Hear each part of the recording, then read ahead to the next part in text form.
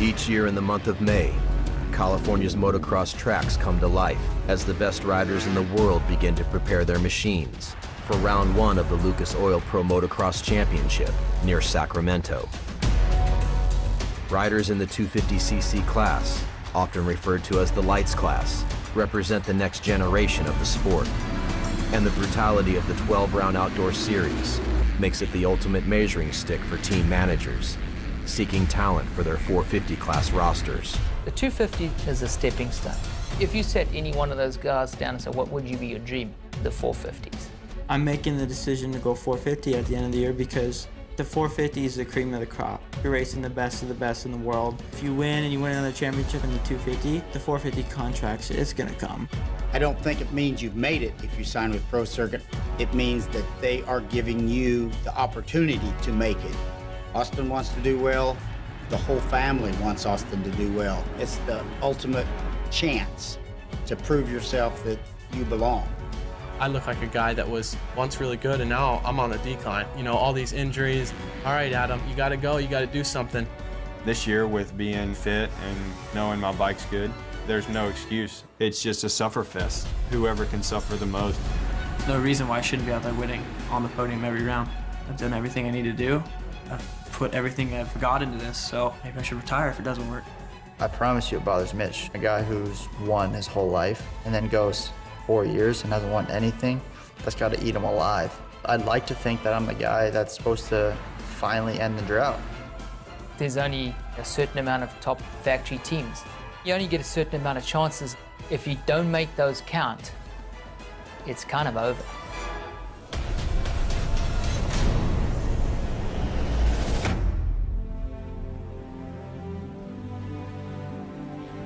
When compared with some of his peers and older brother Alex, Jeremy Martin spent much of his amateur career in obscurity, with results that failed to inspire interest from the top talent scouts in the sport. Yet he enters the 2016 Lucas Oil Pro Motocross Championship, the two-time defending champion, an obvious favorite. I've never been this confident. When I was growing up, I was overweight in school. I always got picked on all the time. They call me Bubba Chubbs. That's what my brother called me. Hey, Bubba Chubbs, you know? And, you know, I always get the titty twisters. And I got beat up a lot. A lot of people didn't expect me to pursue the sport of motocross. I even had a school teacher, my math teacher in high school in 7th grade said to me, this motocross thing's not gonna take you anywhere. And to be truthful, I didn't really care. I always felt like when I rode the dirt bike, that was my freedom. And the better I got, the better I felt about myself. With getting results and being able to deal with these multi-million-dollar companies and representing them, I've been able to mature as a person and realize, even though I may have had those struggles and a lot of people picked on me, it really set me up. And I've been really motivated ever since then. Because at the end of the day, I'm doing what makes me happy. I mean, how many people really get to do what they love in life and go travel the world? I get paid to be in shape and I get to ride a dirt bike. I mean, that's pretty badass. That looked phenomenal. It was good. Great ride, dude. Really motoring. Perhaps the most telling sign of Jeremy's ongoing commitment to excellence was the decision to hire Johnny O'Mara as his trainer, shortly after winning his first outdoor title in 2014. On a dirt bike, O'Mara was a multi-time motocross and supercross champion, and on a mountain bike, he has been winning cross-country national championships up until the present time.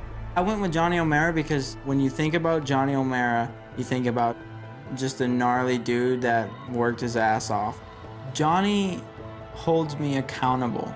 Come on, man, I know that you can be there. With Jeremy, in the last year, I've learned so much about him. You know, how far can I push this kid? He had like a 4-week boot camp when I came on board. And I was just like, oh my God, this guy, you can't break him. When I had him tested, his VO2 max, his power to weight ratio, he has the body that could do the Tour de France. That's the numbers he has. We call him the mutant. He probably didn't tell you that.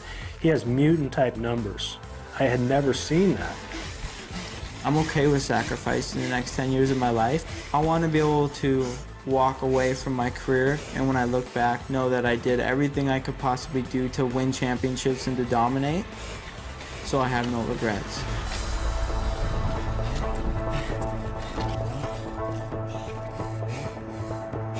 Painful.